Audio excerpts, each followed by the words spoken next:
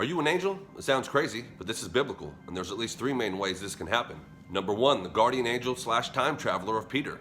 When Peter was in jail and he escaped because an angel helped him, he then went to somebody's house and was knocking on the door. When they said that they recognized his voice and thought they saw him, somebody said it must be his angel.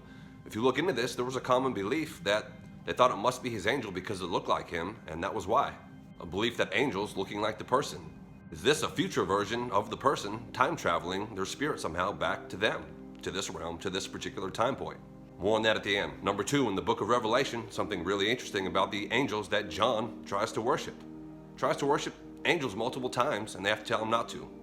Look at what these angels say in regards to their identity. They say, I am of thy brethren, the prophets. I am of your brothers, the prophets. Pretty interesting. Also, there's a cool link there. If you study each time an angel blows a trumpet and the plague that's released is actually linked to an Old Testament prophecy. So the theory is that the Lord is actually allowing these Old Testament prophets to enact the judgment that they prophesied on earth. Interesting rabbit trail.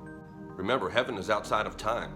So if you make it to heaven, the future outside of time, you, who's going to be something like an angel in a glorified body, could probably come to this realm to visit.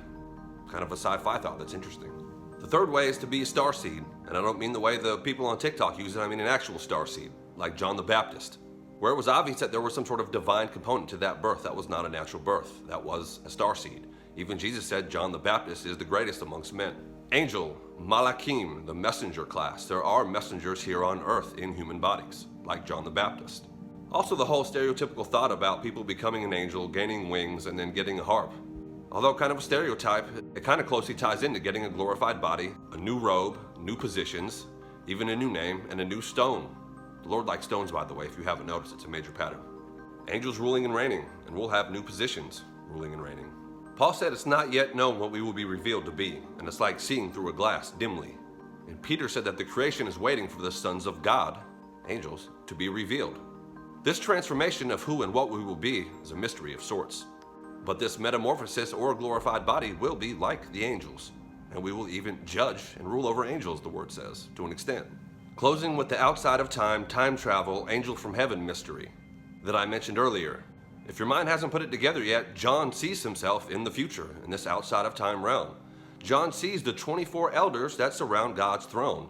12 are the Old Testament tribes, and 12 are the disciples, which he's one of. He sees himself already there, outside of time in the future, around God's throne. Could you be one of the angels in the book of Revelation? Probably not, but there's a reason why this is a biblical thought and a possibility.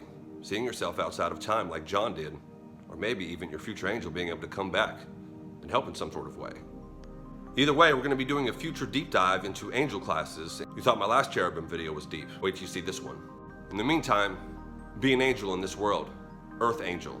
Think about that word evangelist. You see angel in there, messenger. Be an earth angel. See you next time on The Savage Truth.